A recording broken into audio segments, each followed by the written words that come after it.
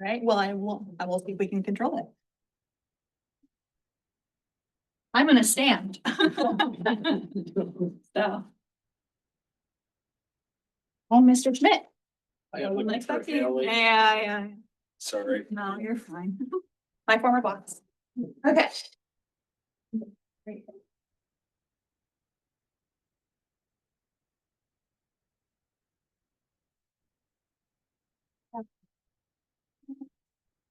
I'm just gonna pass the sign-in sheet around, just if everybody hasn't already, please sign in. Okay. So thank you. This is the first technical advisory committee meeting for the Housing and Design Initiative. My name is Haley Campbell. I'm the senior planner, project manager for this code amendment project. I'll do introductions in a few minutes for other staff here tonight. I apologize. This was the largest room I could get for you guys. Other bigger rooms were booked last minute. So in the future, we're going to try to book early and often and get you guys a bigger room for more space to have just the ability to communicate and work on some of this stuff. So we'll go over the agenda in a minute, followed by introductions, and then go from there. So your agenda for tonight, you guys should all have one in your packet. The first half of the presentation, there will be 25 minutes for introductions. Of course, I'll introduce myself a little bit more. I'll have my staff members introduce themselves a little bit more.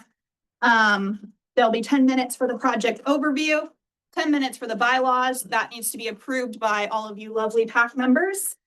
Then we'll have 10 minutes to review the planning basics recording. I hope you guys all took a minute to listen to that. It was pre-recorded on the project TAC meeting webpage on Springfield Oregon Speaks, but of course we'll be here to ask and answer questions. And that includes the policy framework document. That's about 7 pages in your packet as well. That includes specific policies to this project. We'll then take a 10-minute break because I know all y'all need to use the bathroom and drink some water and have a snack. We'll come back for the development code audit. That's about a 45-minute presentation in case you guys didn't turn into the previous planning commission and city council meetings that happened in May. And then we'll spend the last 10 minutes of the meeting scheduling and looking ahead for future TAC meetings. So some introductions. I'm Haley Campbell. I'm the project manager, senior planner for this project. You'll be hearing from me a lot. I'll be presenting most of these TAC meetings. Then I'll have other people introduce themselves. And our city attorney, Christina Kraz, has a lovely little memo that she'll go over with you guys. So I will have actually Christina start first. Hey everyone, my name is, as Haley said, Christina Kraz. I am the assistant city attorney. I've worked for the city in this role for almost 10 years. I grew up in Springfield and Eugene and went through schools here. I have a background in environmental engineering before I came to work went to law school. So brief background about me. You have as part of your packet a short memo from our office that I like to provide to our new technical advisory committees. It has some good news and then some good news or bad news depending on your perspective. The good news is you're now all public officials, so congratulations. The good or bad news, depending on how you look at it, is that if you were not otherwise a public official, you're now newly subject to the Oregon government ethics law that has rules and requirements around conflicts of interest, gifts given to you because of your relationship to the work that you're doing here as a volunteer for the city. Also, restrictions around seeking to financially benefit from your volunteer work here. So I want to recognize that you are here because you have some expertise in the subject matter that these code amendments will connect to. And so you likely you may have some potential conflicts of interest. That's defined as anything that this committee would recommend, your recommendation, if it could have a financial impact on you, your business, or that of your family, like close family or household member. The rule for potential conflicts of interest is you declare it once per meeting, and that's sufficient. And it can be, for example, I am a residential realtor in Springfield, and for that reason, if there's more housing, I may, benefit from that. Those are the kinds of disclosures that generally could be made. I think we usually just have everybody go around and say if they've got any potential conflicts of interest. it's almost it's not a prerequisite, but it's very common that that is something that people would declare in these kind of meetings. I don't think there's anything, I think that Oregon's law is so strict on this that it becomes, we declare so many potential conflicts of interest, they stop becoming as, meaningful as they might be in other contexts. So declare early and often, at least once per meeting. If this committee cannot have actual conflicts of interest on this committee because you're not making any final decisions or formal recommendations that have to be carried out, your information will be used by Haley and then looked at by the Planning Commission and the City Council later on to formulate the code amendments that they want to adopt. So if you had an actual conflict of interest, you'd have to declare that and then recuse yourself from participating, but that won't apply to you on this board or committee. There's some other information in there about gifts, gift limits. The food that you're being provided will be kept under the value of $50 because there is a recent government ethics commission that if we feed you during mealtime, that has to fall under those limitations. If you have any questions about any of this, I'm always available for you to reach out. Reach out to me with prospective questions only. I don't have attorney-client privilege with any of you, just like I wouldn't for any individual employee. So don't ask me about things that have already happened. If you have a question about something that's already happened, contact your own attorney. Our office is always happy to provide resources to find attorneys if you need one. I don't expect that to be a problem with this group at all.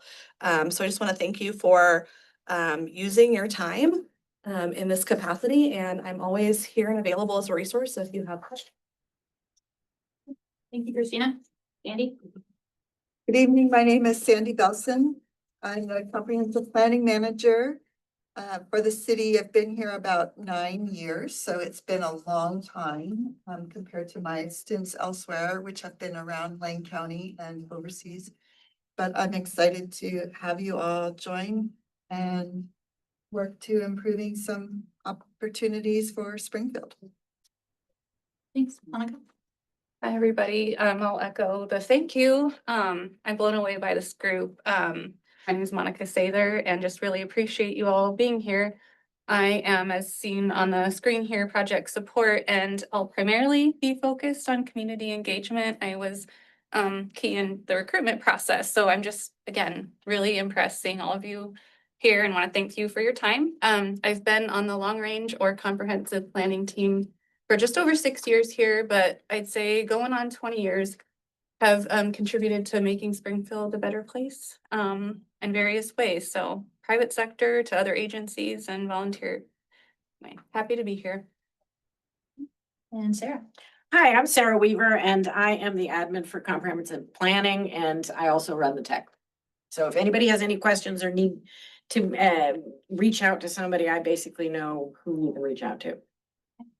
And I'll introduce myself a little bit more. Haley Campbell, senior planner, project manager. I have been with the city almost 3 years. August 1st will be my 3-year anniversary. Yay! Before this, I worked for John Schmidt. I was a planner for their landscape. Where was that? Yeah. A landscape architecture firm. I was the planner on staff for that firm. And I did that for about 4 years. And I also interned here when I was going through my university years several years ago, about a decade ago. So it's been a while. Now we'll do some introductions from the technical advisory committee. Please try to keep this brief because there's so many of you here tonight, which is amazing, but we only have so much time. So on the screen, please introduce yourself. We're going to go in alphabetical order. Your name, what about joining this advisory group interested you, and what do you hope to gain out of this experience? John Aaron, if you're here. Yeah, hi. So, Sorry, one second. Could we also announce our conflicts? Yes. At some point before you start discussion, you should do that. So if Let's have you declare any conflicts of interest while you introduce yourself. okay, so, my name is John Aaron, excuse me. I'm the construction manager for Habitat for Humanity of, Lane County.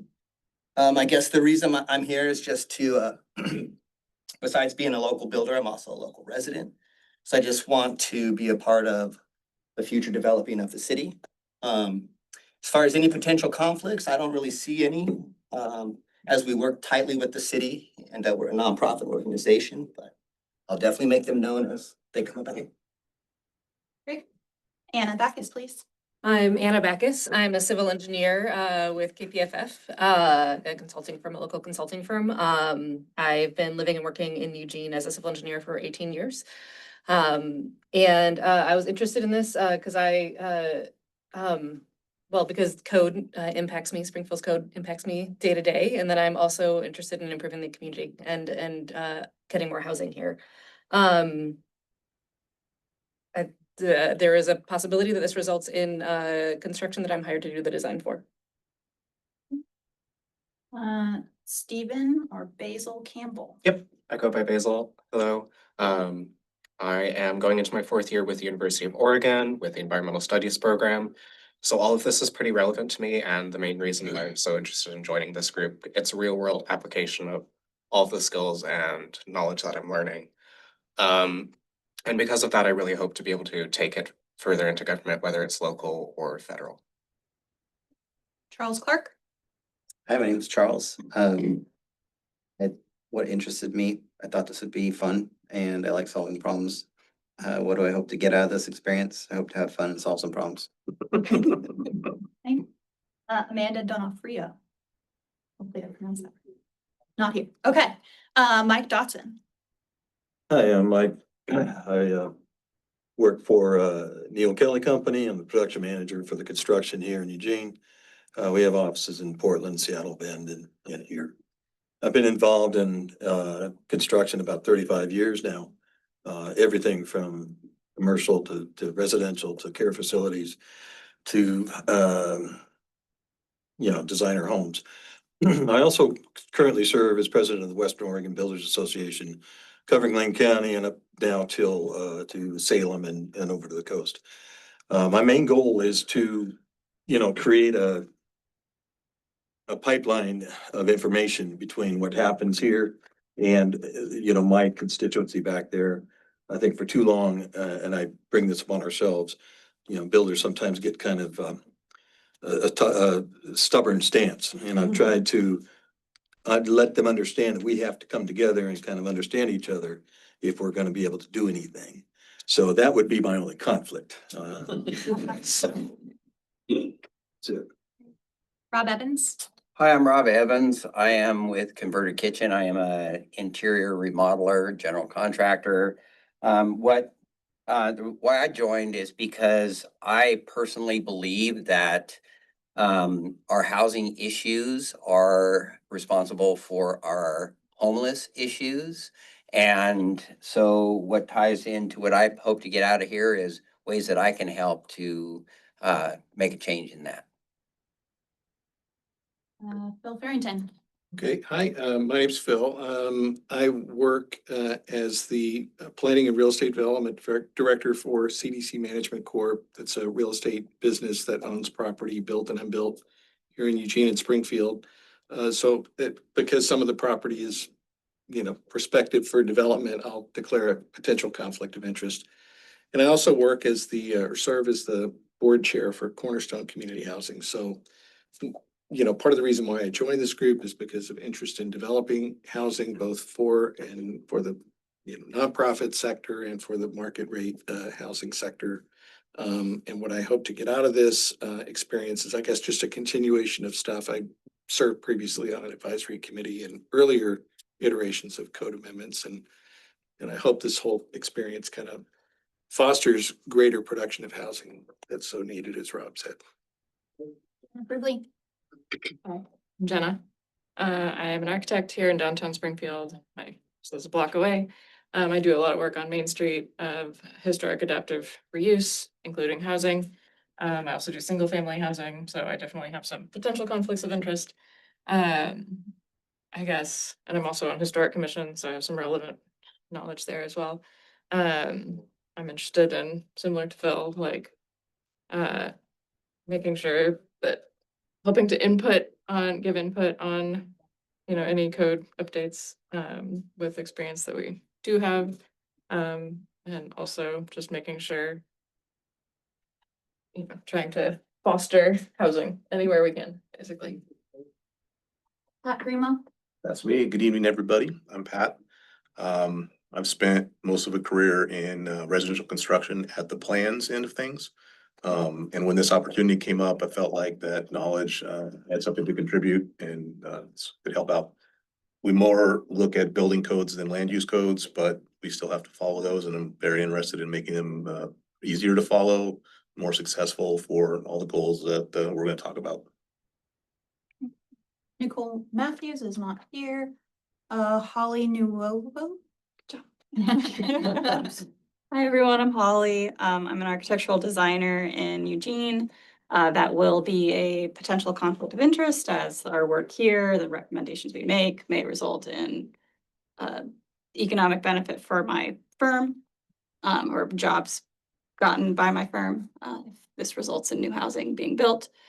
And that's mostly why I'm here, is getting more housing to be built. It's working as an architectural designer, we engage with land use code in a very specific way, but honestly, I'm here more as a citizen. Because how citizens engage with land use code is often really hidden. It's unknown how land use code is affecting their streets, their way of life, what they can even do on their own properties. So I'm really excited to engage as a citizen in that process. Pranav Patel. Hi, everyone. I'm Pranav. I am the VP of Development and Construction at Alco Hotels. We created those hotels under the bridge there in Glenwood.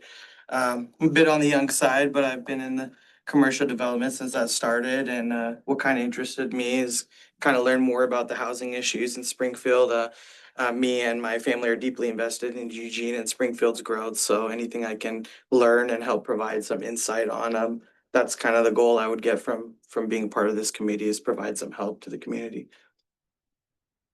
Radaba. Radabaugh, yep.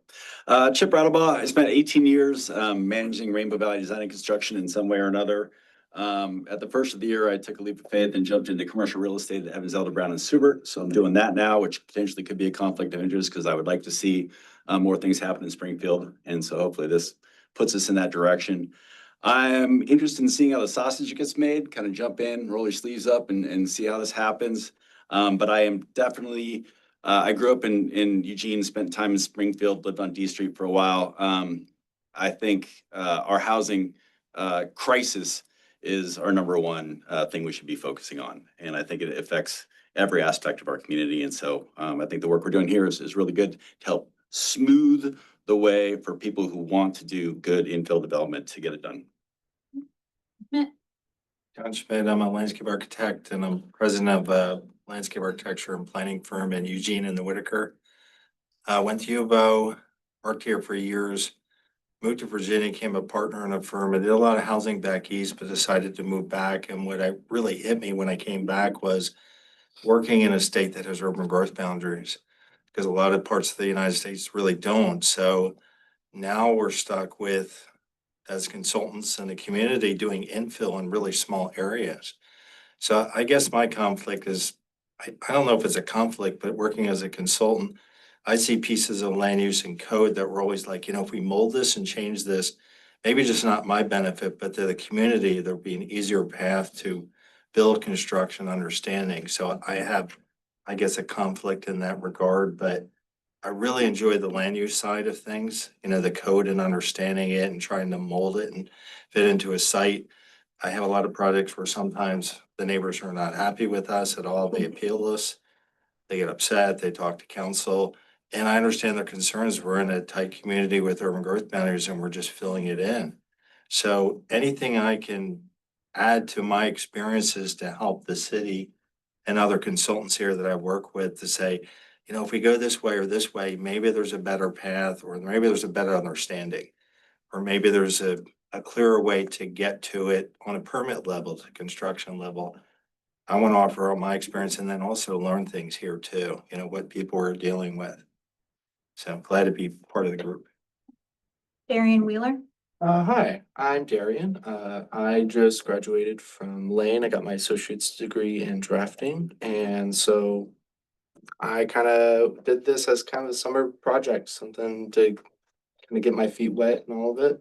I kind of have a interest in going into land surveying and kind of, like you said, seeing how sausage is getting made, like getting my feet wet and seeing getting out of my comfort zone. There you go. So yeah, pretty much it. Edward Zacher. Zaharick. So, Sarah, see, I knew I was gonna miss one. My name is Ed. I work everywhere, have experience with everything. Um.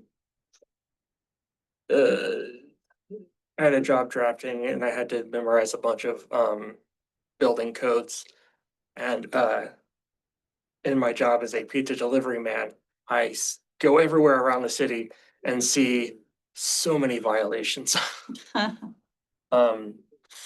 I kind of want to put some of that right, but also my community and I have been slowly priced out of living in Eugene. And I would like to do whatever I can to make sure that doesn't happen here. All right. On to the next. Yeah, I just want to make one comment for Ariane. If you get in the survey, awesome, because we need more surveyors. in there. That is what I've been hearing from everyone. Surveyors are retired. I know. Yeah. So the purpose of this project, so this is to continue the ongoing work of our housing strategy and help the city come into compliance with state housing related statutes and rules. You'll see a little handout in your packet about this, which includes the project purpose and objectives, in case you're flipping through that right now. So the main point of this project, again, is to comply with clear and objective standards for our mixed use districts. So this work in particular, it aligns with the city's goals for facilitating housing production, affordability, and choice. It's a continuation of work related to our ongoing development code update project that began in 2018.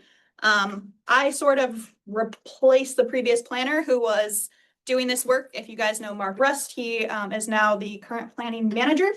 He was in my position before I stepped into his position. So I'm kind of wrapping up, or I guess you could say finalizing some of the work that he started again in 2018. And that gets into the next part, and it'll amend housing related sections that phase 1 and phase 2 of that project did not address. If you guys are looking for more information about our housing strategy, there's a handy dandy little pretty graphic handout that Sandy's holding, Springfield Housing Strategy. It has some more information. This is from 2025. And it's mostly what you consider council's direction on how we should, on the housing strategies that we should be taking this year, recommendations for increasing that housing diversity, production, and choice. And you'll see on the right-hand side, on the first page, there's information about this project in particular to amend the code for mixed-use districts. Okay, now on to the objectives. There were quite a few of them. So some of these you might recognize again from the previous development code update project. Some of these are new. One that was one of the objectives is to enable quick review of development applications. Obviously, a lot of you guys have experience with this. It can be complicated and time consuming. So again, one of our goals is to reduce the time to review those applications. We want to provide easy to understand code language presented in a clear and user-friendly format. That's kind of the intent of these clear and objective code rewrites. We want to provide a straightforward application and review path for a diversity of housing types. Some of you guys may be familiar with middle housing, multifamily standards, single family dwellings. We got a smorgasbord of housing here in Springfield. Number 4 is specific to this project, and that's to comply with mandatory regulatory requirements. So you're going to see a whole bunch of statutes and regulations right there.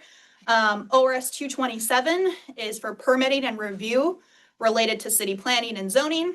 ORS 197 and 197A for those housing types, again, clear and objective standards that we must implement for housing development in particular. ORS 92 for subdivisions and partitions, excuse me. And then OAR 660, and that's a specific focus on Rule 330. That's for land use requirements that apply to all commercial and residential districts in the urban growth boundary. That is related to our climate, our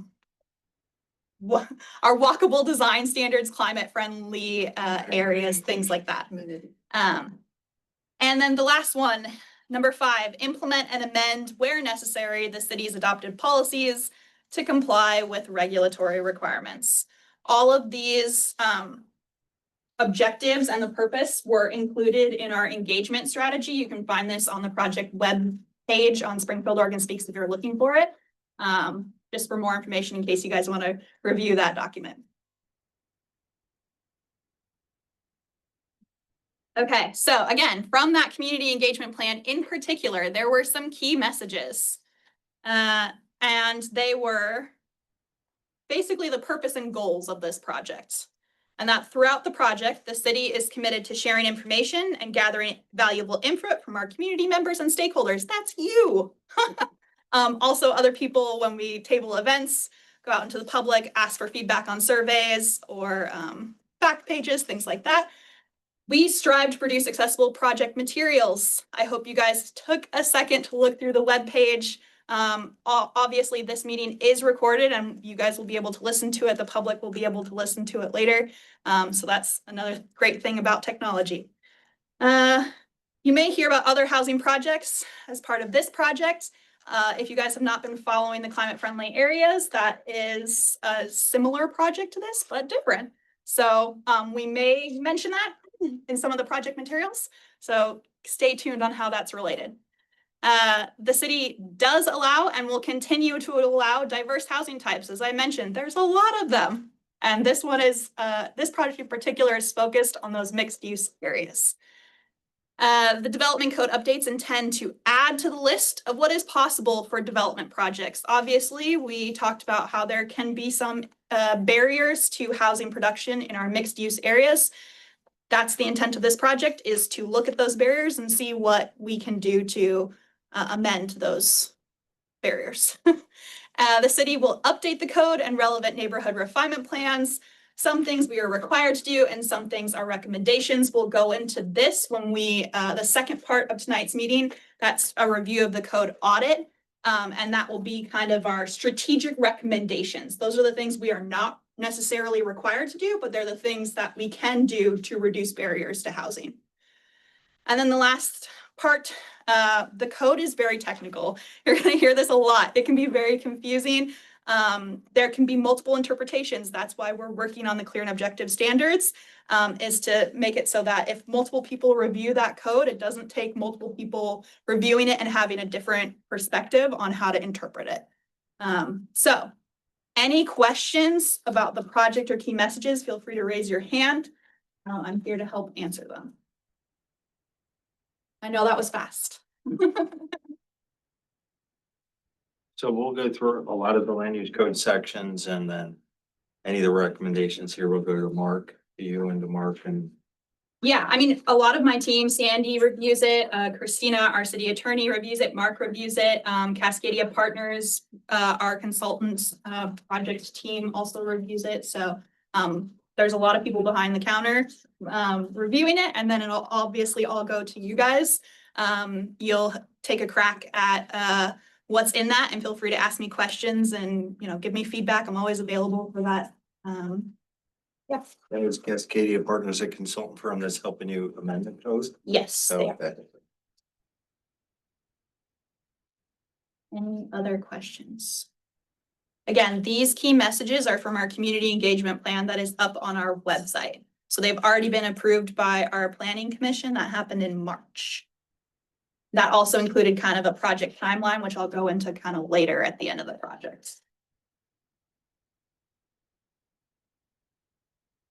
Hearing none. You guys are super easy. I love it.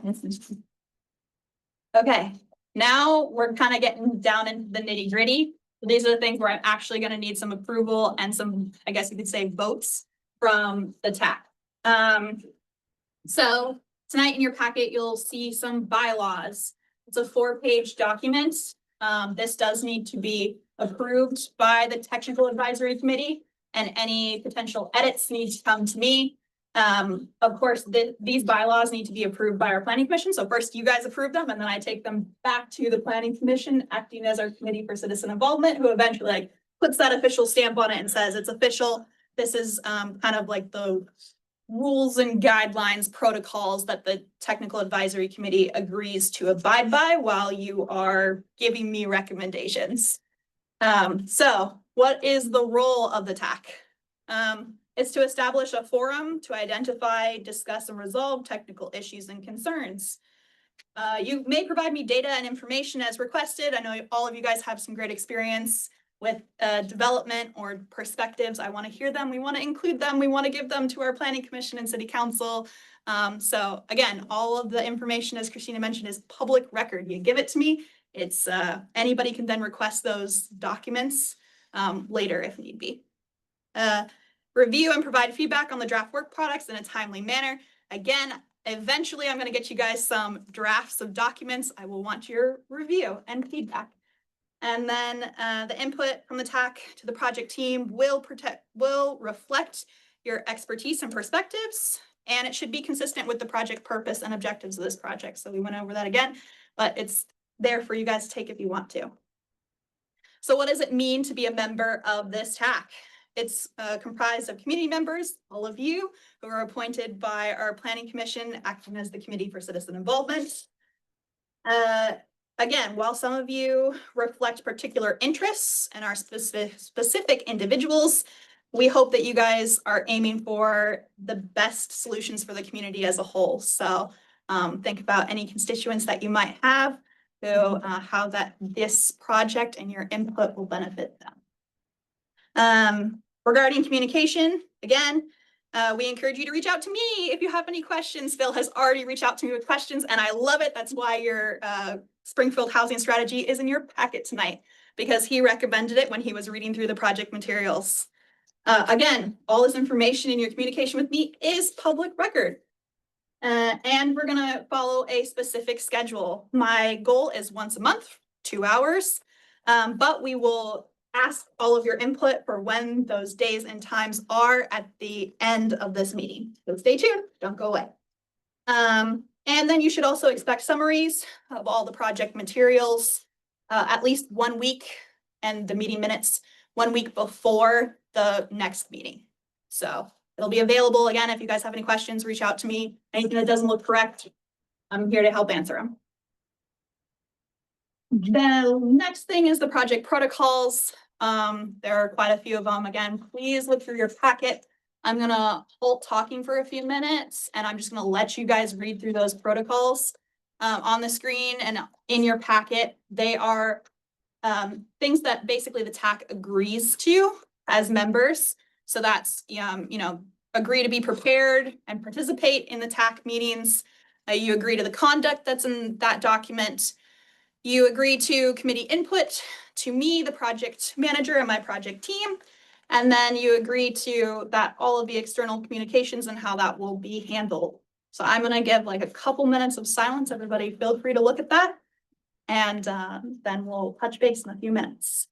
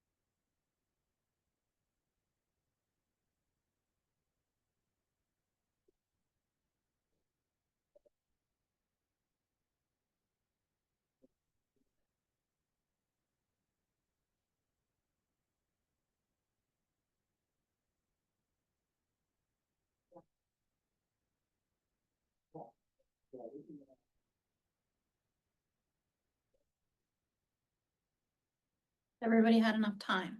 Nobody need any more time. Okay. Awesome. So, discussion item. Review and approve the bylaws. Anybody have any questions or feedback, concerns with what's written in there, suggestions for amendments? We're all yours. Nothing. Everybody loves it. Did you write these?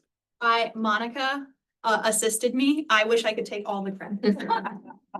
3 years of experience. Monica is amazing. She frequently helps me with a lot of the engagement materials. I rely on her heavily. So please give an amazing shout out to Monica, who's Well done. yeah. Thank you. Previous examples as well, and I can't take full credit either. So knowledge and learning in that spirit. Thank you. Plagiarism is encouraged when we're. Totally. Yeah. Especially when I have to get you guys all this information in like a week or two. So yeah, it's a mad dash. Okay, I'm not hearing anything for the bylaws, so we're gonna move on then. Do we have to sign that then, or? I'm just gonna make a note that it is approved with no corrections, and then we're gonna take it back to the planning commission probably within the next month or two. I know they're gonna hate that because they're probably on their summer break. But we'll get it approved and it'll be stamped and official. What happens if we were working and we find, as we're working, we want to amend, we amend them later? Yes, we can. Because It's just kind of. work and find, maybe we need to tweak it, not knowing now, we're all sitting here going, yeah, they look good. I mean, they do look good, but we haven't started, Yeah. so. That's kind of what happens with like even the engagement process, like we could start our engagement plan and then like a month or two down the line, we'll be like, well, we plan to do engagement in July or August, but it's actually gonna move to August, September. So that happens. And yeah.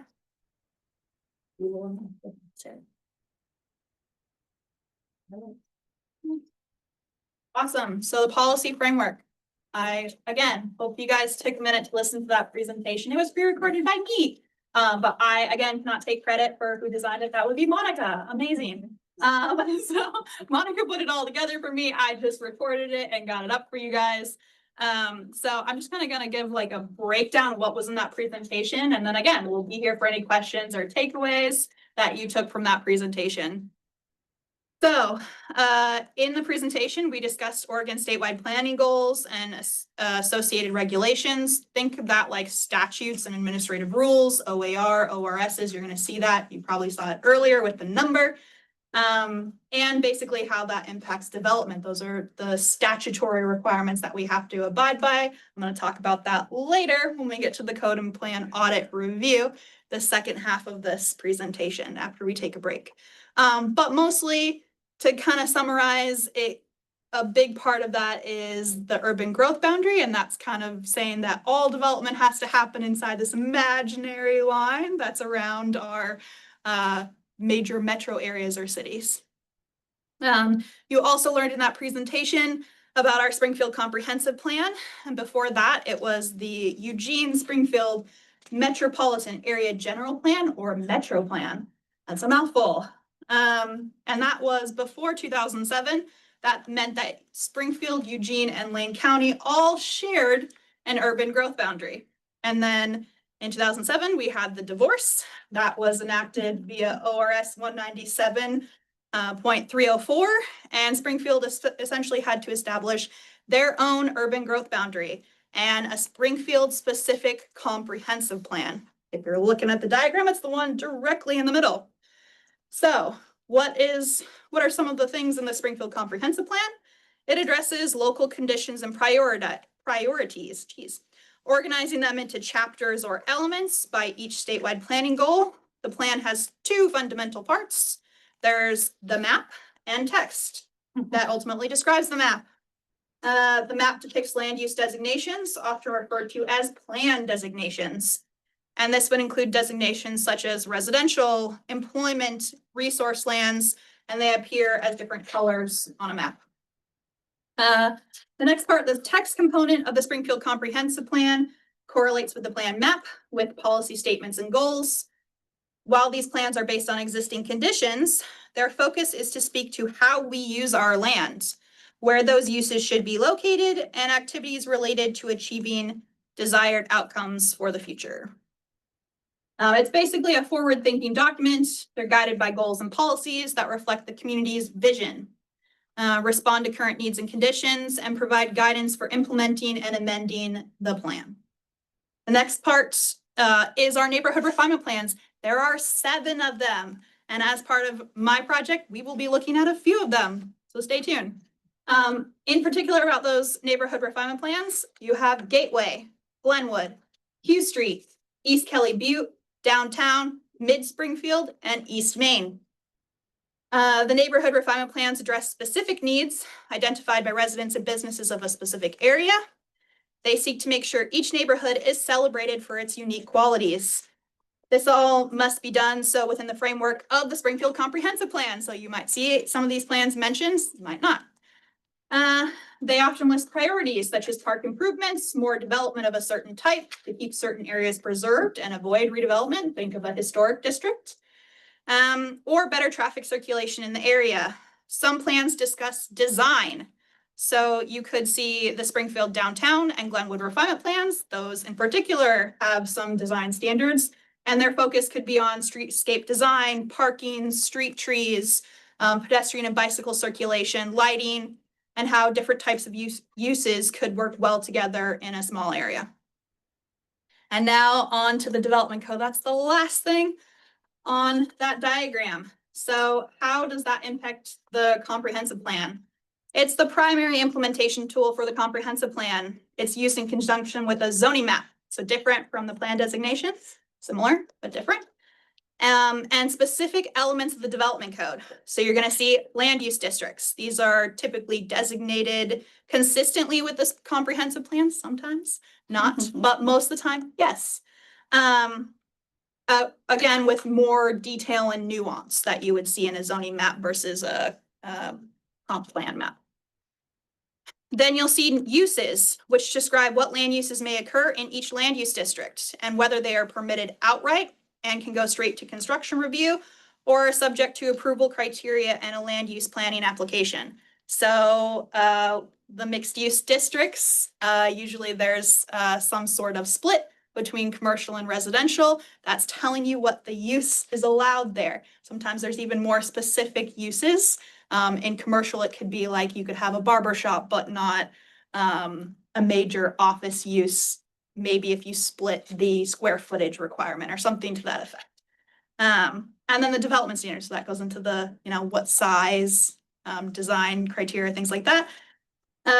Again, this will go into development standards are minimum lot sizes, yard setbacks, height requirements within land use districts, other types of standards such as natural resource protection, off-street parking, and landscaping are also typical development standards. And then process and procedures. These are your land use application requirements. So you could think of a land division, a variance, a conditional use permit, and a zone change. That's a lot. That's very a huge breakdown of what it means to be a land use planner in Springfield and in Oregon. So in your packet, you will see a policy review document that's about 7 pages of specific goals and policies that could be impacted by the Housing and Design Initiative project. They're specifically from the comprehensive plan. So we didn't look at like necessarily the neighborhood refinement plans. We'll get into that again in more detail as we move further along in this project. So that can be a helpful guide. It's again subject to change because the project is subject to change.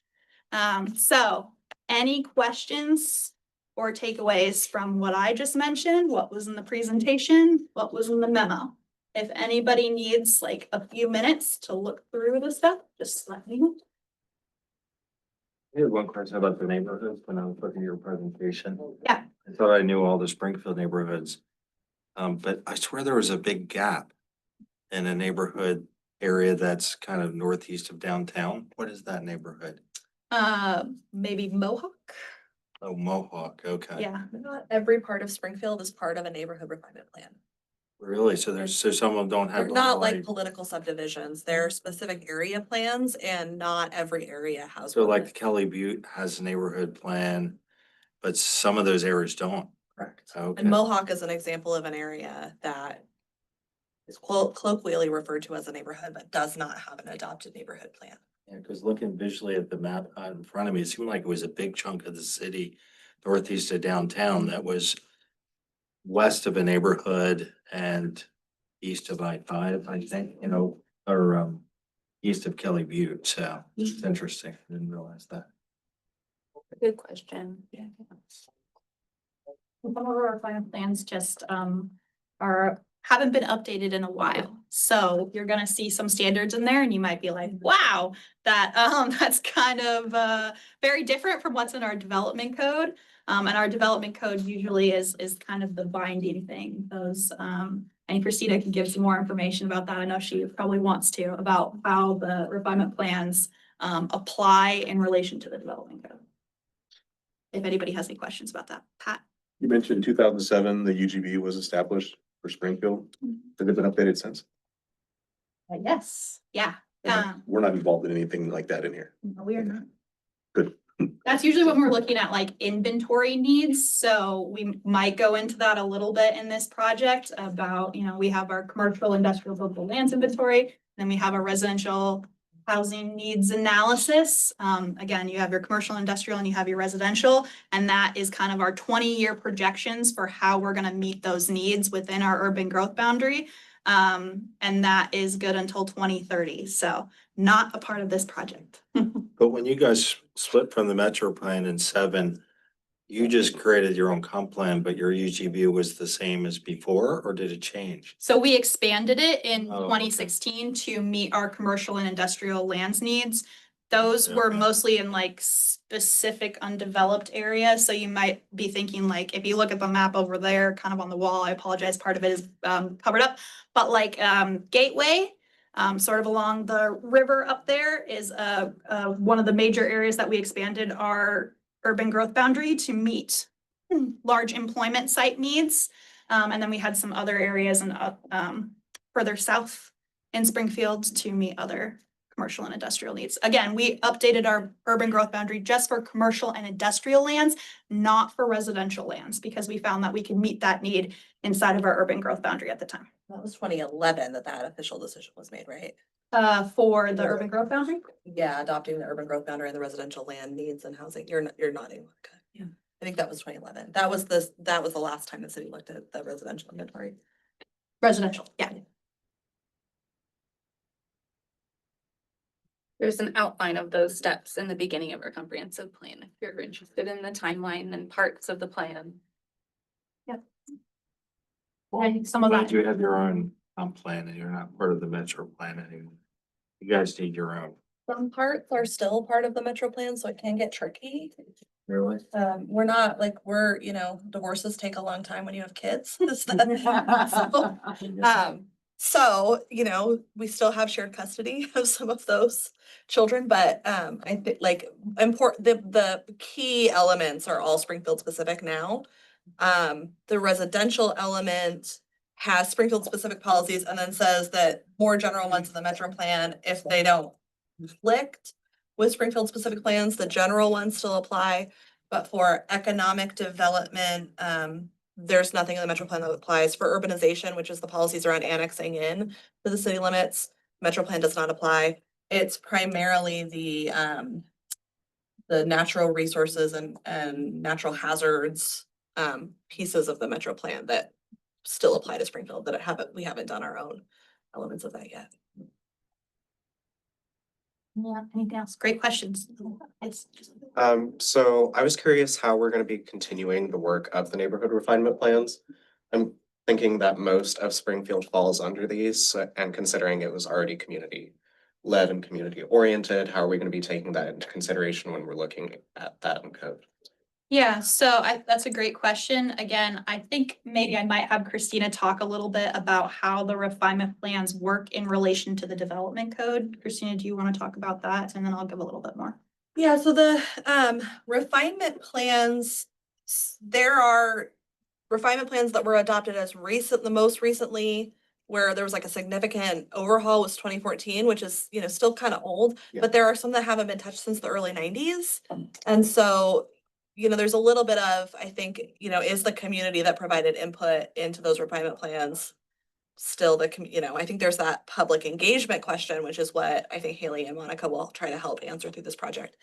The development code has to be consistent with the comprehensive plan. So if there's any refinement plan policy that you look at as a TAC and think, this refinement plan policy is really standing in the way of good, like, we would adopt this code change, but it would directly conflict with a refinement plan policy. I'm not sure if there will be those, but if there are those, then you can recommend, that's one of Haley's, not required but optional actions. You could include in your recommendation, look, city council, maybe clean up some of these outdated plans and take some of these restrictions out. And then we can engage the community as a whole on that question. Otherwise, it has to be an intentional decision to pull things from refinement plans that are sort of general guidance into the development code. So you'll be providing guidance. There might be a general refinement plan policy that says, I'm making this up, I don't have any of them in front of me, but say in the Kelly Butte area, there's a policy that says design standards should preserve views of the butte. Then I think you would consider, well, do these specific regulations, if they apply in that area, do they do that well enough? But you get to make the decision, I think, on how, what degree of protection is necessary. And sometimes those plan policies will conflict with each other. So the plan policies that say increase the opportunities for mixed use development, increase the ability for infill development may conflict with other policies that say work on limiting conflicts between competing uses. And so ultimately it's the city council that makes the decision, but you get to, through the process, you and then the planning commission and the city council get to decide which policies they have preference to if there's conflicts between them. And if there's anything that's just like outright, it's inconsistent, say it's a square foot, all developments in this area must be at least 5 acres. And that's a barrier that you want to get rid of, then you could include a recommendation to, take that out of the respective refinement plan. I hope that answered your question. It's a complex topic. There's a lot of nuance. Mostly I don't want you to be afraid that there's a legal issue with challenging or questioning those policies. This is not a project to sort of re-envision all of the comprehensive, we're kind of taking the comprehensive plan policy framework that's been adopted. But if you have ideas or thoughts that might conflict with some of those policies, talk them through, and Haley and Monica and planning staff can talk about, is that a significantly different policy direction for the city that's not supported in our plans? Or is that just choosing to weigh some policies more in favor of others? Christina hit the nail on the head, which she usually does. Anything else? It's complicated. Just bear with me. I promise you'll understand it at least a little bit better. I promise by the time we get further along in this project. The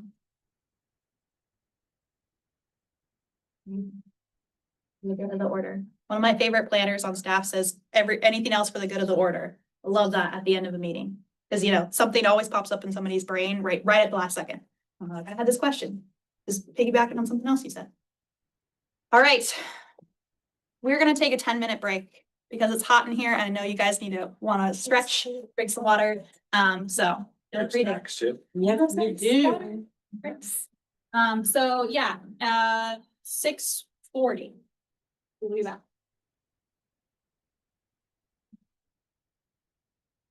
But you do. Well, see you. Are you gonna be working with the build team next term?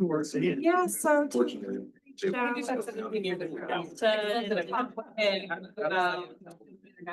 Yeah.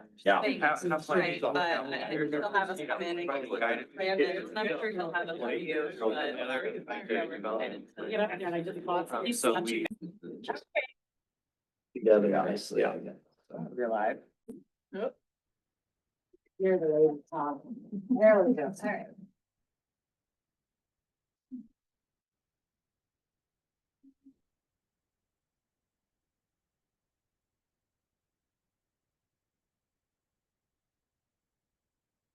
All right. Now we're gonna get into the nitty gritty stuff you guys really like and go ahead, I'm sure. I'm gonna leave this just cracked just a little bit. I know it's hot. This is better than. Yeah. Hopefully I'm not shouting for everybody to hear. Okay, so now we're gonna go into the code and plan audit. This presentation was shared with the planning commission and city council. I did not create these materials. This was created by Cascadia Partners, our consultant who is assisting us with this project. As I mentioned, we presented basically this presentation to the planning commission and city council at the end of May. So if you guys haven't listened to that, now you're gonna hear what was from that presentation. If you already did, sorry, we're just going over it again.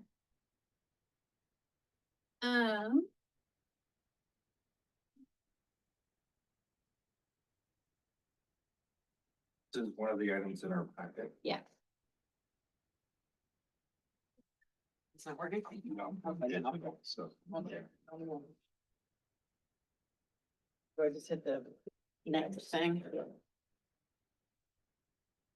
Down and up.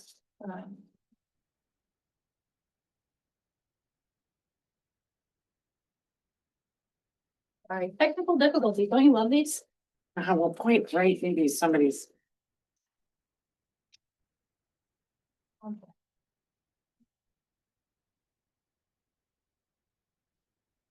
Actually.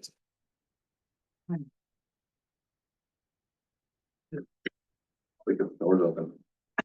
I can see it really. There we go. Okay, so. Good. I'll just, yeah. Oh, you, If anybody can't hear me, just let me know. I'm just gonna stand over here so it'll make it easier to turn the page. I apologize.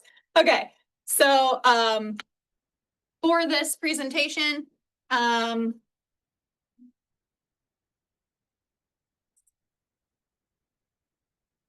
there we go. Awesome. Yep. Fixed it. It's got a brute force. So the agenda, we're gonna go over the required actions to comply with state housing laws. This is the legal compliance audit and the clear and objective standards, these statutory requirements. And then the last part will be about strategic recommendations to support housing production. This is where we're gonna go a little bit into the neighborhood refinement plans, and then also look at potentially some barriers to housing production. In that there was a market study that was done for the climate friendly areas project. So we'll touch on that just a little bit. Okay.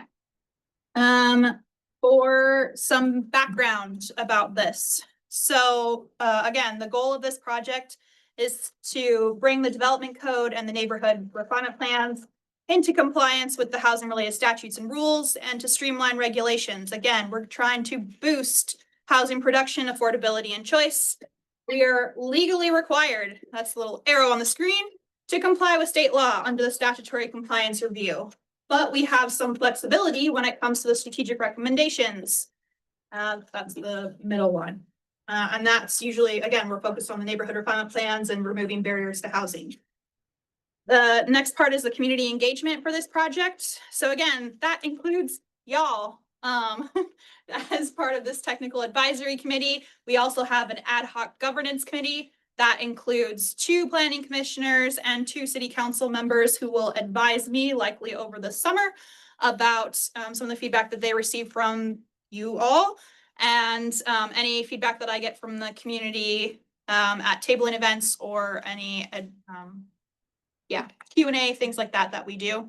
And then the last part, eventually, again, we will go back to the planning commission and city council at some work sessions that will likely happen this fall, aiming for around September and maybe December.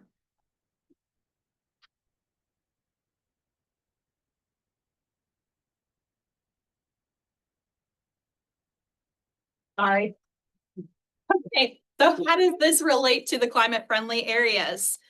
If you don't know what the climate friendly areas is, that project is, the goal of it is to allow dense urban mixed use centers that will have plenty of jobs, housing and services close to each other so that people have options to meet most of their needs without relying on a car.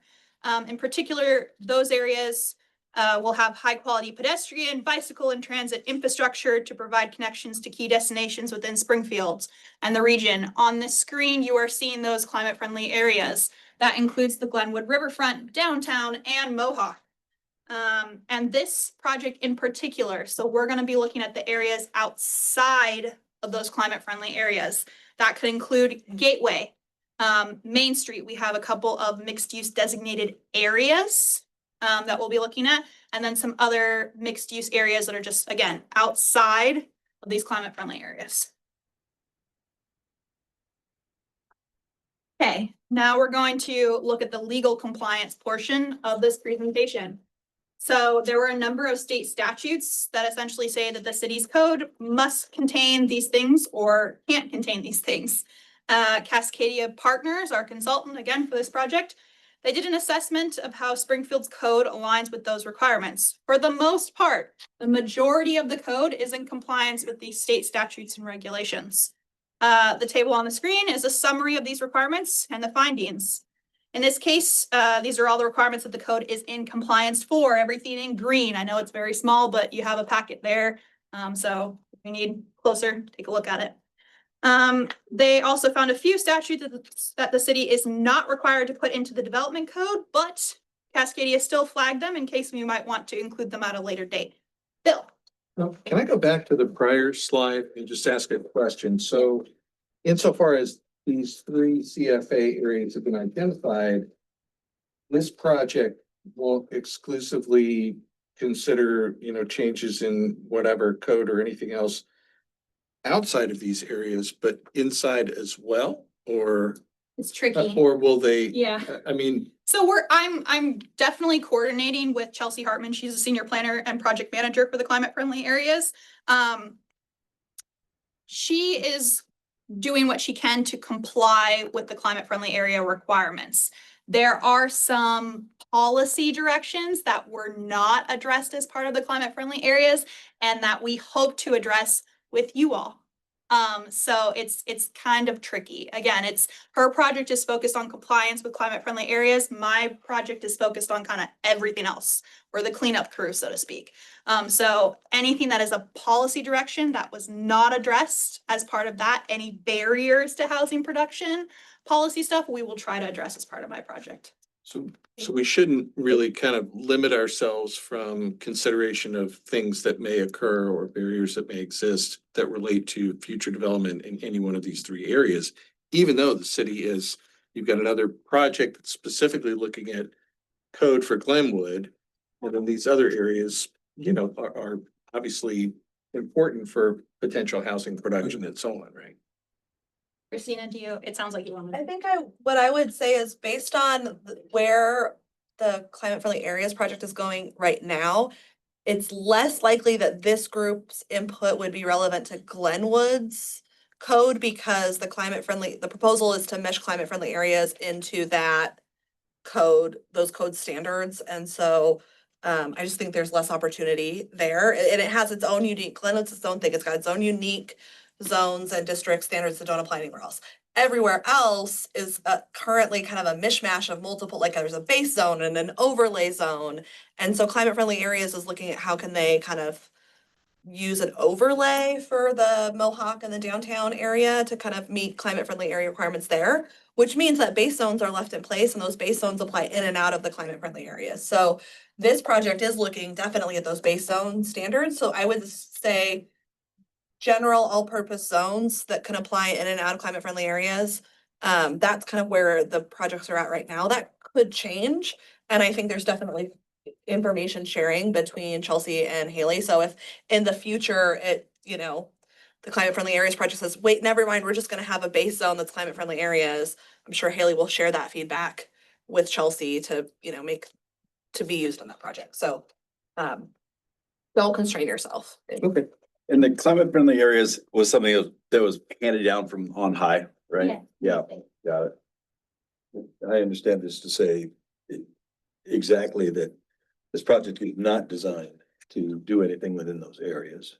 Is that what I'm reading? It will overlap those areas some, but this project is not looking at the specific code changes that are needed to meet the state mandate to provide a climate friendly area. And there's very detailed requirements in the state law around density, height, prioritizing pedestrian amenities, block lengths. I mean, it's very prescriptive state rules. So this project Haley's not trying to meet those requirements. Those will be done through the climate friendly area. Building design standards, for example, how much glazing do you need on windows? Those kinds of things can apply inside or outside climate friendly areas. So give the feedback, and if it's relevant to Chelsea's project, Haley can share it. That's what I would say. We have flexibility here. That is what you want when you're working on these regulations. So we're gonna have fun with it, I promise. This group has flexibility. Yeah. Climate friendly areas group, not so much flexibility. Yeah. You guys got the large end of the stick, whatever. Not the short end.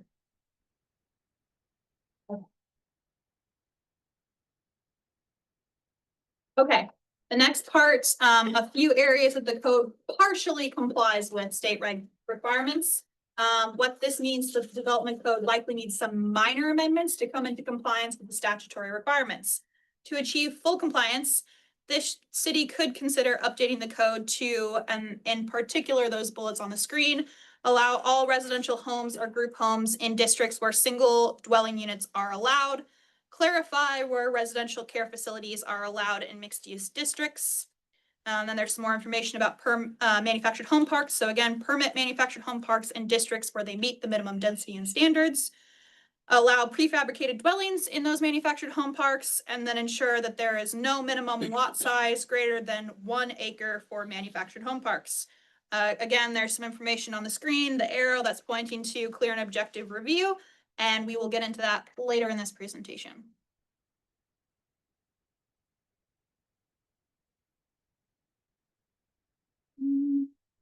Okay, the next part is the one section that Cascadia Partners found that we were not in compliance with. This is a state requirement, and it's applicable to RVs, that they be used for residential occupancy in an RV park and manufactured home park when utilities are connected. And for RVs to be occupied on private property after a natural disaster. You're thinking a fire, a flood, whatever, but it does not have to have utility hookups after a natural disaster. The provision for RVs after a natural disaster is a temporary use. This is not a forever thing. Again, think about it like your house burns down and you need to stay in an RV temporarily while you're rebuilding your house. Temporarily. And then we'll need to adjust that in our code. We've talked about this somewhat internally, whether that goes into the development code or our municipal code. So stay tuned about how we deal with that. Might be reworking some of our temporary uses standards. So again, this is like, we're looking at those RV occupancy, maybe garage sales, food carts, things like that, those temporary uses and what that means. Charles. So temporary use, is there a time limit on that, or is it just as long as they have a permit and they're showing progress on their rebuild? Christina, do you want to tackle this one? For temporary uses, what that means as far as a permit or time limit? You can pull the statute up. Usually for this, I believe that there is a time limit for this. Just pull it up real quick.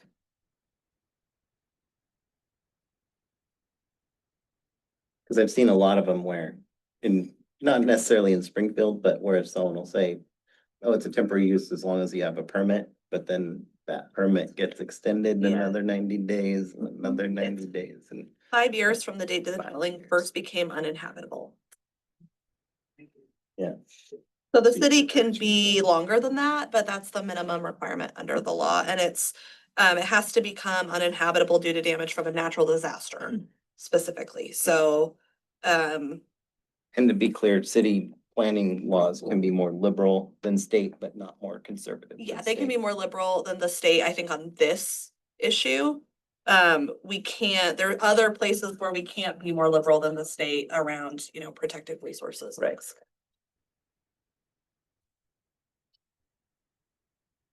Okay, then there was another area where things don't need to be in the code, but it is recommended to improve for clarity.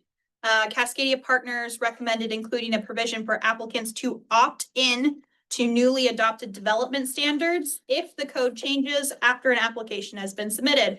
So let's think about the middle housing laws, if anybody's familiar with that. That took effect in the last few years. You could opt into those new middle housing standards while or after the development code had been updated, but maybe after you'd already submitted your application, and you'd have those new standards take effect and apply to your project without having to withdraw your application and start again under new standards. Okay, then the clear and objective review. So what does this mean? This can be a little tricky for some people, as far as what we mean by this. So this means that if two different people are looking at the code and they are able to come to the same conclusion and they're able to interpret it in the same way. So those are things that are clear and measurable, and they will produce the same outcome even if different people are reviewing an application, as an example. So there's no discretion involved. So you can sort of see on the screen, clear and the example on here for something that is not clear and objective. And I believe this is like maybe our nodal development area. I'm not sure. Don't quote me.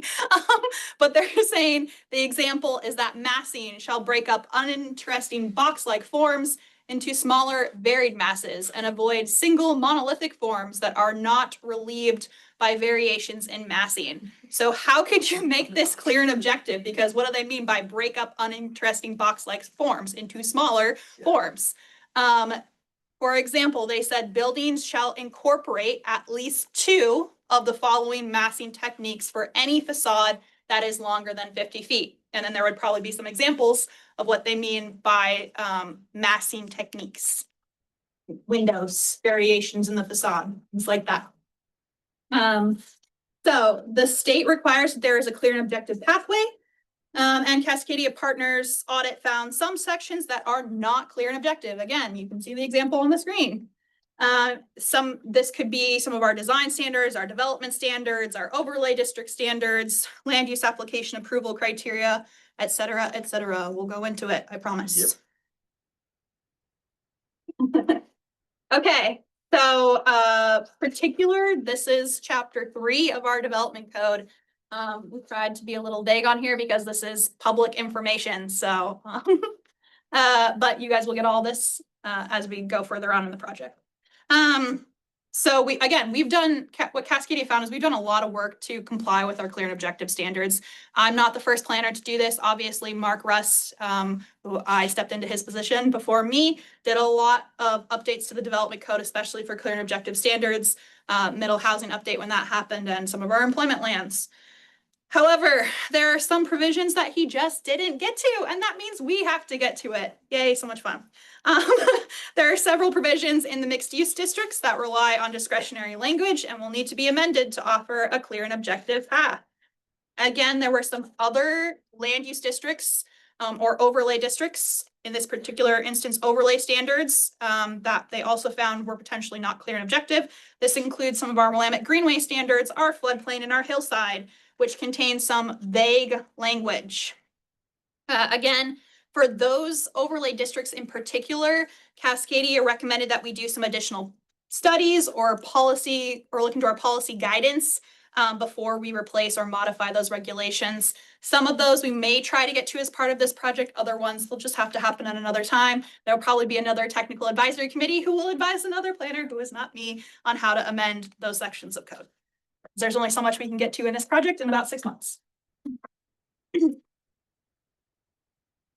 Okay. All right, losing my voice, that's fun. All right, chapter 4, these are the development standards. And then they found some things again that were not clear and objective. For example, to the maximum extent practicable is not clear and objective and was flagged as a potential amendment. And you're seeing it as discretionary language.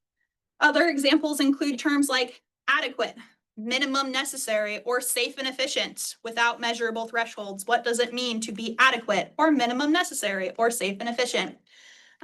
Which makes it difficult for applicants to anticipate the requirements. Again, if you're submitting an application, how do you determine if something is safe or adequate?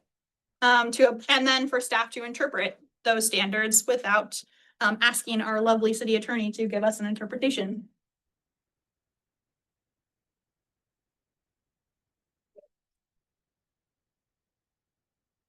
Next section is chapter 5.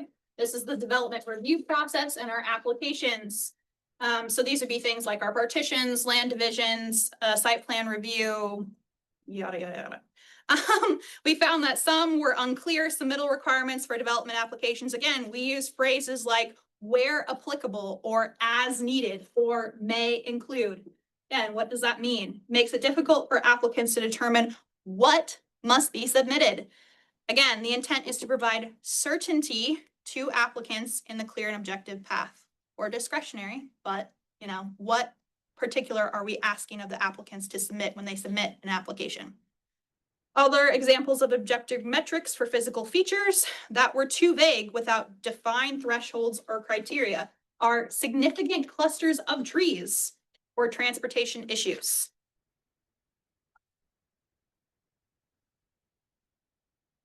All right, you survived the statutory requirements. Now we're going to go on to the strategic recommendations. These are the things that, again, we have flexibility on. Not necessarily compliance with state law. This, again, the goal of this project, the Housing and Design Initiative, is to identify those barriers to housing production, choice, and affordability. So one of the first things Cascadia looked at was our neighborhood refinement plans. You're seeing them on the screen, the ones in particular that they looked at, again, that were outside of the climate-friendly areas. We got East Kelly Butte, East Main, Mid Springfield, Gateway, and Q Street. So 5 of the 7. All right, what were some key themes? Like key themes that emerged that Cascadia partners found were potential barriers to housing. One of them was a requirement for large development areas like 10 acres or 30,000 square feet for new residential development. Notice they didn't mention which refinement plan they found this in, which can discourage incremental infill or small scale housing development. They also found that some plans required additional requirements like development area plans or master plans. You guys may have heard about our Glenwood master plan that is in process right now. That could be something that is a requirement in the refinement plan. Maybe, maybe not. And then before residential development can occur, this can add complexity and delay and cost if you have to submit an additional application, and that costs several tens of thousands of dollars. So, and staff time. We're very busy. Okay. Then there are also policies that favor downsizing or rezoning residential land to office or commercial use, or applying exclusively commercial zoning. Again, this could reduce the supply of land available for housing.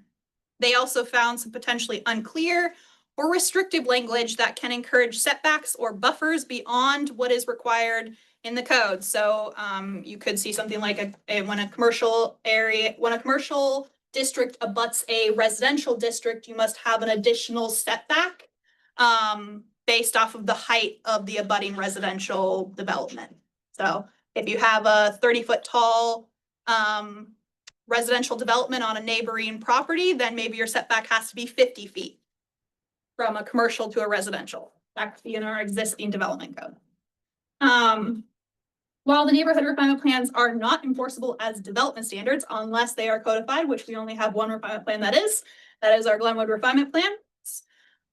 Policies, they could conflict with the city's housing production goals if interpreted too rigidly. So Christina mentioned that sometimes we have some policies in there that require much larger development sites. That is not something that's in our development code right now, and that's where you guys have the flexibility to change that. So again, we just want to consider, how are we maintaining consistency between the plans and the development code and the housing goals? Well, did you have a question? Yeah, did Cascadia Partners, in reviewing kind of these refinement plans as well as the code and doing an audit, did they also do an audit of the policies that otherwise exist within the comp plan? There's several places where these policies might reference a land supply analysis, economic opportunities analysis. These are probably pretty vintage, just like the refinement plans. And so is the data really current or relevant? And is that maybe some impediment to redevelopment?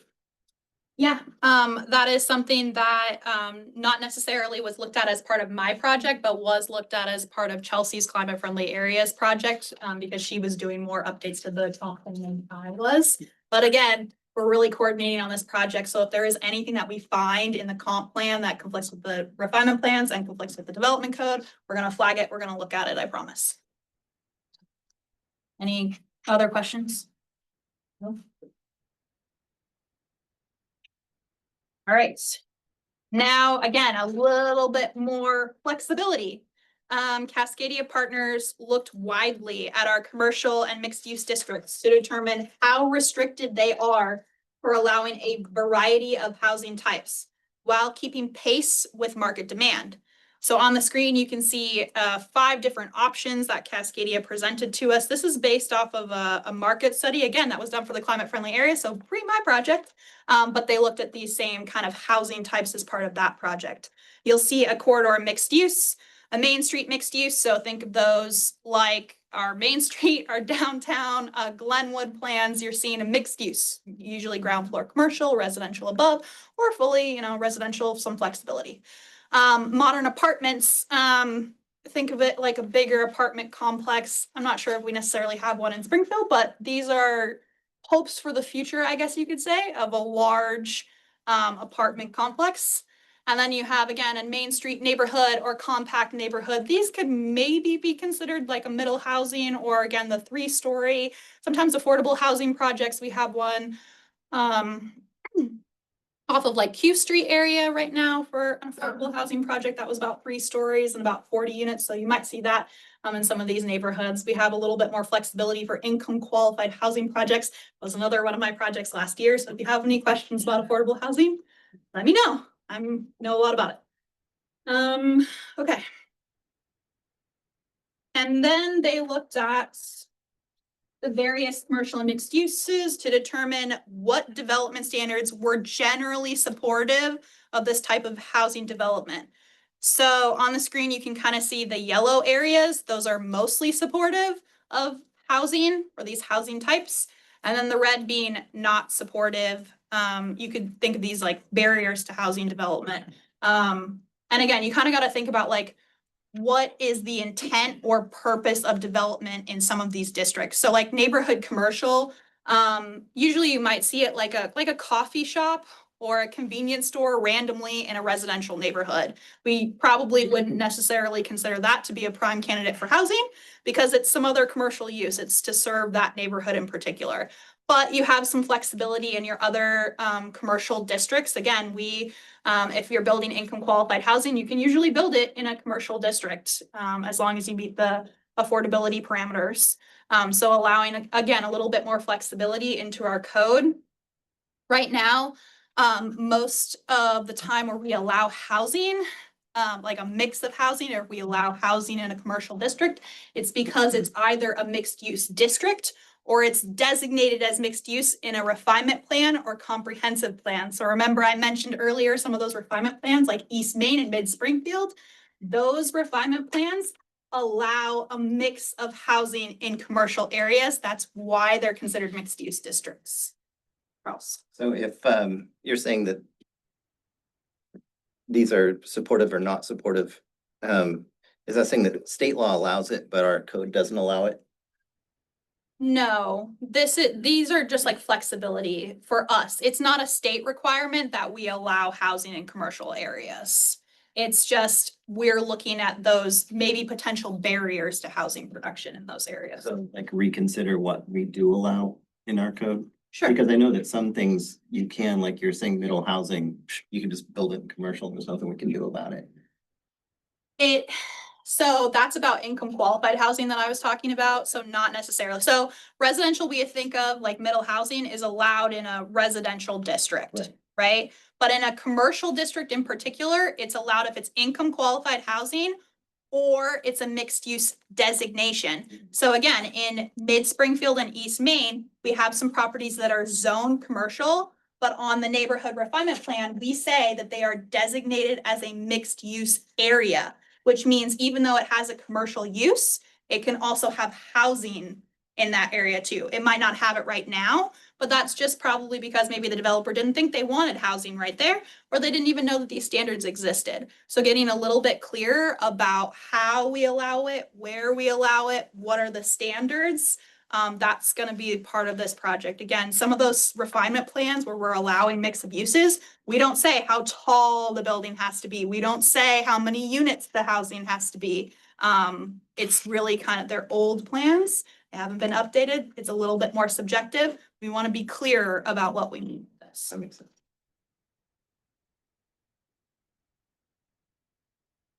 This addresses like mixed use in commercial districts primarily. Is there any conversation about, maybe it's on another page, about mixed use in residential designated areas? Residential and mixed use designated areas. Mixed use in residential designated areas, like this is talking about getting mixed use into commercial designated areas. Yeah. But like if you have a mid or high density residential area, is there conversation around those potentially being mixed use instead of just mid or high? Wasn't part of what they looked at. I think that's a good question. But that is part of what that kind of allowing more commercial and residential is a part of the CFA work for Glenwood only. Kind of allowing that combination of uses, because that's part of the climate friendly area requirement is to allow more mixing of uses.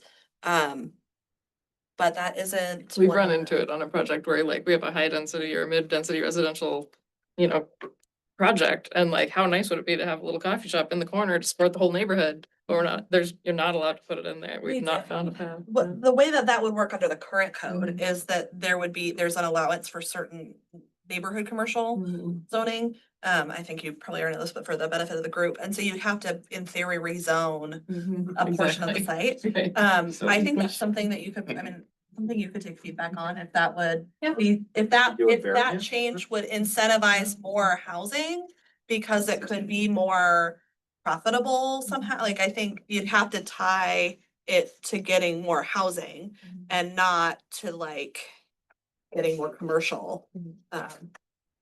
But if there's a market Yeah. reason Right, for like high having an amenity density- in the neighborhood. High yeah. density residential goes hand in hand with commercial, Yeah. like, Allowing the services to be there for high density, so Yeah. you take a unit or two away, but they have a service right there. Yeah. And it makes it more commercially viable to provide more housing if Yeah. you can put some commercial space. it's just like a typology of housing, right? I think a lot of this, a lot of state code is about how do we support housing typologies? Middle housing was a housing typology. 5/1s is a housing typology, right? It's just, how can we get our development code to support that? we'd have to be able to show that it would not, our high density residential land use area, we don't have a big surplus of area for high density residential. And so we don't have like low density residential. I mean, we have a massive surplus in 2011. Even with rezoning and recognizing a whole bunch of area up on the hills is not developable and zoned by Willamette Lane and conservation easements, we still have a pretty large surplus from our 2011 numbers for that low density residential designation. But middle is a little bit of surplus, and then high density, we had no surplus, we had a deficit. We rezoned area in Glenwood to meet that demand. So you would have to we'd have to have enough information to show that this would not affect the ability to meet the assumed densities, that you would still be getting the needed density out of that. But I don't think there's any state law that prohibits that or any policy, and I can't think of a policy that would prohibit it either. Is it just sort of, I mean, thinking broadly, like it leads to like a food desert, right? Like, don't you want to have food in your neighborhood, right? Like, Yeah, and on the flip side too, Glenwood is set up with a lot of zone refinement plan and mixed use. How much of that has actually happened in Glenwood? Yeah, so it's a complicated question because it was always known that the city and the urban renewal district would need to go first. And that's been a long process that required land assemblage. There were a lot of, The North Glenwood area that they're working on now? yeah, or- so that's a project that's underway right now. And so far, no housing development has happened in Glenwood, but part of that is, I guess I'm arguing the potential could be there, but it's not because I don't want to go down a rabbit hole, just it allows for something, but the developers are saying it's hard to work. it's Hard to work, yeah, it doesn't pencil right now, and Yeah. so, Too many hurdles to getting a performer to be built Yeah. with some of the restrictions. in Glenwood, the CFA project is looking at looking at those issues and trying to provide more flexibility, but there's also just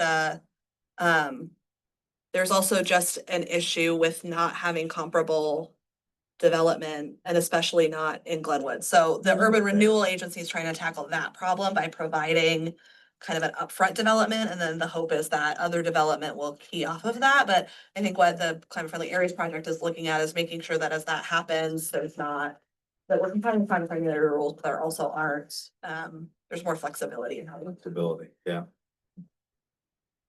Great questions. Okay, moving on. Because we only have a few more minutes left and I know you guys want to get out of here. So other barriers to housing production. This was a little bit more nuanced.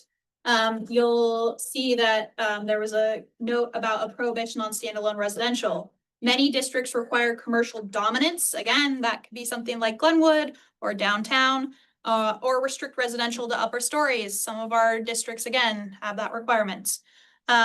These requirements can raise costs and complexity, particularly for low market demand for commercial space. In the event that we have some, we'll go into the market district study in a minute, making some development less feasible. They saw some of these requirements in our mixed use commercial district, our neighborhood commercial district, our community commercial district, our major retail commercial district, and our Booth Kelly mixed use district. That's another handy dandy little district that's mixed use in just south of downtown, if you know where Booth Kelly is. It used to be our former mill site. So we're a mill town. Some districts we recognize the intent is commercial uses, so allowing standalone housing can be inconsistent with the intent of the district. So again, this was kind of talking about Jenna's question just a second ago. Additionally, allowing standalone housing may reduce the city's needed supply of land for commercial development. Again, we have some deficits to our commercial and industrial buildable lands inventory, less so for small sites, more so for larger sites. So you're thinking those large undeveloped vacant parcels. We don't have a lot of them, but we do, and they're in some prime development areas. Think Glenwood, south of the riverfront, south of Franklin. So more analysis is needed in order to remove those barriers to housing while ensuring we still have a sufficient supply of land for commercial uses. Finally, there's some height and lot coverage standards in some commercial districts, which restrict the feasibility of multi-story or compact development. Modifying these standards could make housing more feasible or attractive to build in these areas. The market study, Phil's already given me some feedback on this, but I'm going to talk about it anyway. So they found with the market analysis that there was some concern about ground floor commercial requirements, which can increase the costs and reduce project feasibility due to higher construction costs and weaker market demand. I want to specify that the information on the screen was provided by Cascadia Partners. I did reach out to our city manager's office and our economic development manager to see if there was any updates to these, numbers on the screen. They did not, so that's why you're still seeing the same data, because our city manager's office just didn't have any updated data. This is the best that I've got right now. So what you're seeing is that oftentimes ground floor commercial requires that podium construction that we just talked about, which is more expensive than wood frame residential construction. If we take a look at the chart, the red line is retail lease rates in Springfield over the last 20 years or so. You can see that there has been some variation in lease rates, but overall there hasn't been a lot. So the red stays usually between $10 to $14 a square foot. And vacancy fluctuates quite a bit. You can see the up and down. What this means is that retail vacancy remains high. You got to consider this in some of our mixed use districts, right? Vacant commercial areas.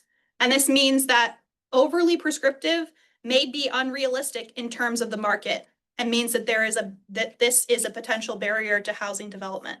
Again, if you have commercial on the ground floor and that's a requirement, and then you have vacant commercial, and somebody comes in and says, I want to build a fully residential development, but that's not allowed in the code, then that storefront probably stays vacant and no housing gets built up above it because they just can't make it pencil. All right. They're usually dealt with that when they were allowing residential and commercial, and they'd have to have a certain percentage of going from the ground floor. And they slowly work that out to find that in some cases it would keep a multi-story residential. And I said, well, we'll just let you go straight residential to the ground. So. All right, I don't think we need this, but this is just an example on the screen. I'm gonna move to the other presentation real quick, but this is what we'll hopefully be using for me to get some feedback from y'all. This is an option where you get out your camera on your phone, you scan the QR code, and then it allows you to give me feedback, and I will take it and then I will look at it and answer questions. I'm not going to for this presentation because y'all just kept asking me questions throughout the presentation. But if you have any last minute questions before we move on to how we are scheduling the next TAC meetings, I'm here to answer them now. So feel free to raise your hand and let me know.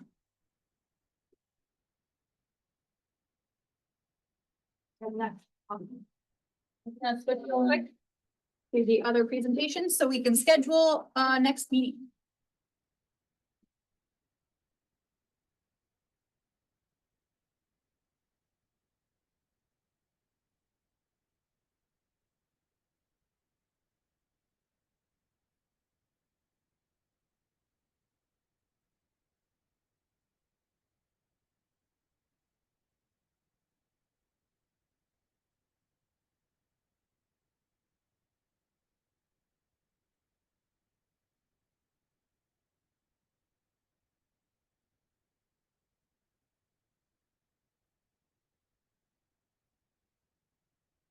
Right, we are down to the last few minutes, which is great.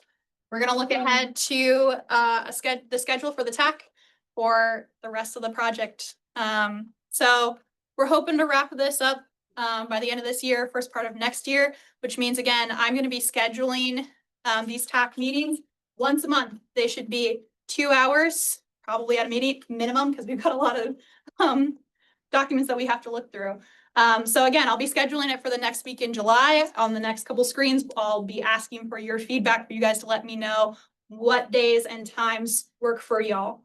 The project schedule I'll go into the next slide, but again, the first round of community engagement is right around the corner. That's going to be happening summer 2025. It's looking like we're going to start that first round of engagement likely around August. So I might be sending out surveys. I might be tabling events between now and August, September. You'll see me around the community if you have any questions you want. Some of those engagement materials to hand out to people, stickers, who knows? We'll keep you posted. Please, if you guys are talking to somebody in the community, I know you guys are always networking and being active. Let them know about this project. They can listen in on this and be a part of it. And I always accept questions and feedbacks. It might not be included in the record because I'm getting the record from y'all. But I always take it and consider it, and I might bring it back to you guys for discussion at another meeting. Okay. So for the schedule, this is what you're seeing on the screen. The gray dot right down the middle, you're seeing as the end of June. That's where we are at. We are now in the code and plan concepts phase of this project. I know we didn't go into it today. That's because we're still working through it with Cascadia Partners right now. So bear with me. I promise by July, I will probably have more of a draft for you guys to go over. And I'll be looking again for that feedback, those questions, those concerns, things like that. Again, that community engagement, the first round is shifting again just a little bit for August. In pink, you can see that council at the bottom of the screen is on break, but that does not mean that I will not be keeping them posted. We have an ad hoc governance committee that will probably be meeting over the summer months. I'll probably be getting something scheduled for July and August, maybe September, who knows? But that's 2 planning commissioners, 2 city council members. They'll be going over your feedback, your questions, your concerns. And then again, providing me any feedback, questions, concerns, I can bring it back to you or vice versa, either way. The code and plan amendments, that's the big lift that'll be happening this fall. I know all y'all might be dashing off on your holiday breaks over November, December. So I'm really gonna try to maybe add a little bit of flexibility in November, December for our last couple TAC meetings. I'll be looking to you guys to fill me in on, please let me know when you're on vacation, you're not here. If you need to attend over Zoom, not a big deal. This will be publicly available over Zoom, but yeah, just please keep me informed.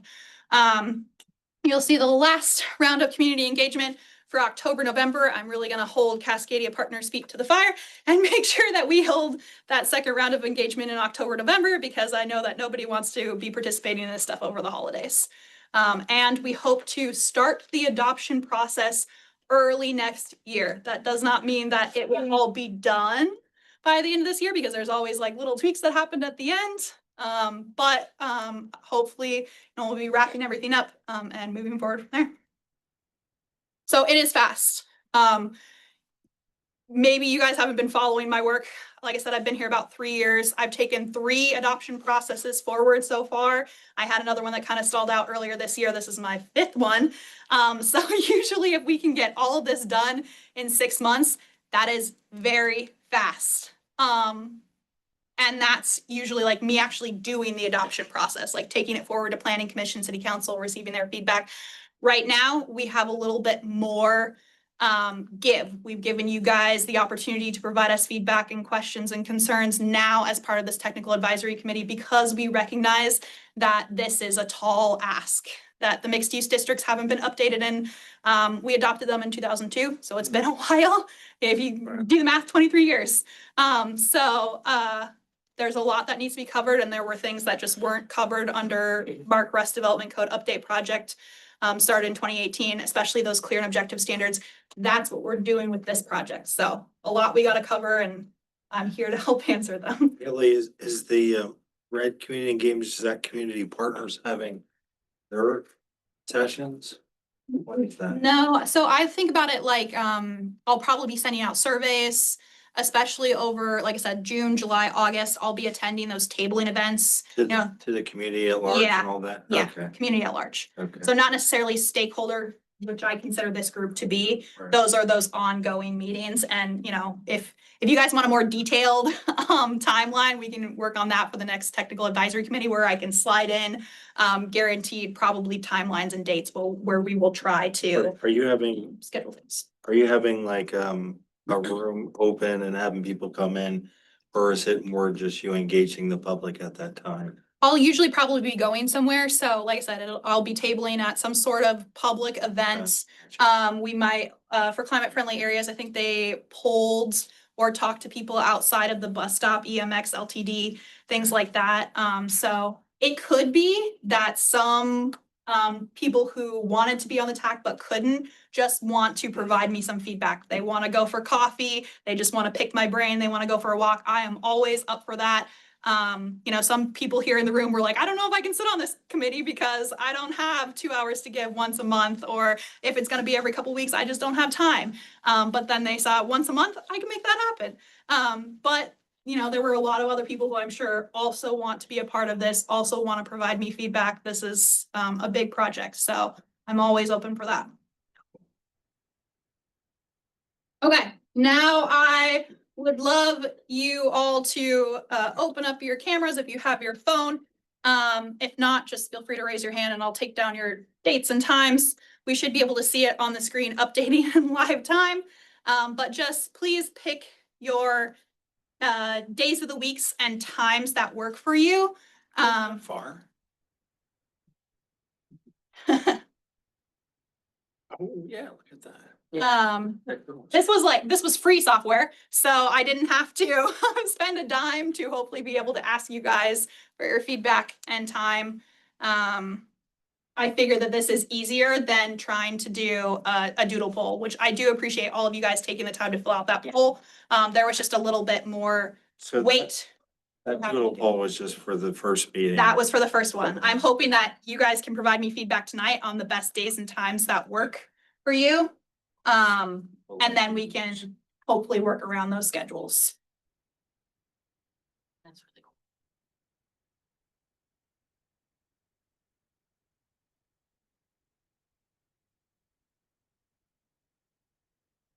Everybody got their vote in? Yeah, and I'm looking at everyone else's vote. Still do a Monday meeting in the evening. Saturday mornings. We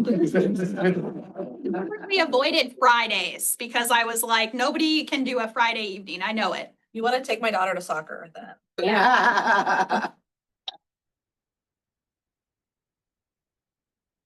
And I will say just right now off the bat, so I really tried to get you guys the library meeting room, which is across the hall, but that room is booked like indefinitely every Tuesday night. So that's why we ended up here. The other option is the Springfield Justice Center, which again, if you know where Public House is like a block from here. You know, municipal court, things like that. They have some big rooms upstairs. I also tried to book that room, but that room was also booked tonight. So that's why we ended up in this tiny room with no air conditioning. So I am hoping that for the future meetings, you know, we'll have more space, we'll have a bigger room, we'll have it a little bit easier to break up into groups and have these conversations. When would that be, next meeting be? You have to pick a Wednesday. Yeah, so I will probably be picking a Wednesday. My aim for the next few meetings will probably be like towards the end of the month. So it'd probably be just like one of the last 2 Wednesdays of the month, just because we usually have planning commissioner city council meetings on Mondays and Tuesdays. Next So month, July. in July. So the one of the last 30th Wednesdays or is probably July. 23rd and- Yeah. Okay. So What? just Wednesday evenings. For the majority. And again, if you guys can't attend in person, that's not a big deal. We will have this recorded in Zoom, and if you guys, Sarah will be my lovely note taker and she will promote you guys so that you can speak if you can't attend in person. Okay, one more question. How would you like the group to meet? This again, there's so many of you guys. Thank you so much for agreeing to participate in this. We never get this amount of turnout for our committee groups. This is a really big and so amazing that all of you guys turned out. I was enjoying listening to you in front of council and we have everyone be on it? Yeah, sometimes I have good meetings and other ones I'm like really nervous. Tonight, we got this. So anyway, the question is about how would you guys like to meet? So because there's so many of you, we could potentially break it up into morning or evening groups. So it could be like, again, if the majority wants to meet on Wednesday nights, we can continue to have a large group. And my intent is to break you guys up into smaller tables. So there might be tables like 5 to 6, 3 to 4 people at every table. That will then, you know, you guys can talk amongst yourselves. We might pause the recording and then we'll come back and discuss all of your questions, all of your feedback. Or we can do the groups, again, a morning shift and an evening shift. My hope is to have it 1 day a week because that's a lot of presentations and materials that I have to get out to you guys. But if you prefer that, it could be, like I said, morning, anytime between 8 and noon, evening, anytime between 1 and 7:30. So we're looking for what works for the majority of all. And we just vote for one this time. I think it should allow you to vote for multiple. We'll just see which, again, what works for everybody. But please let me know if it didn't. No, it looks like it's giving me the option. I just. Okay.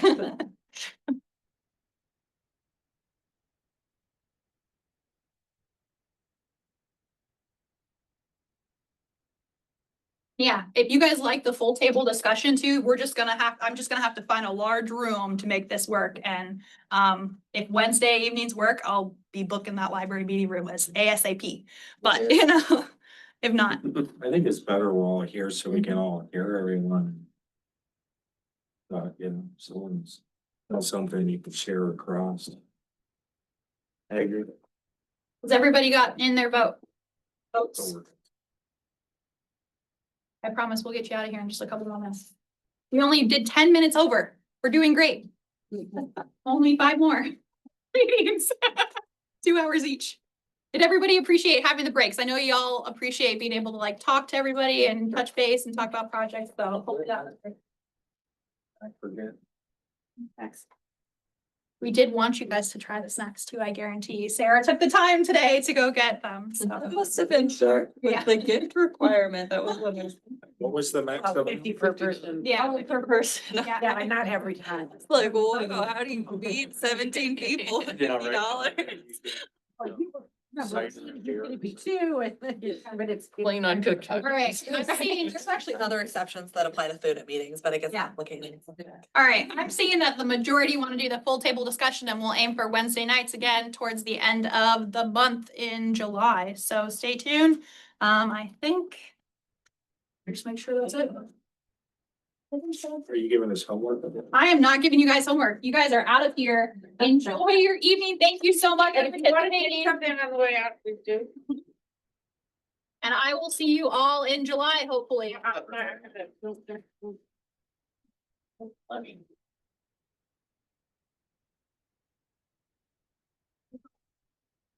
No, we'll help you, right, Carol? Yeah.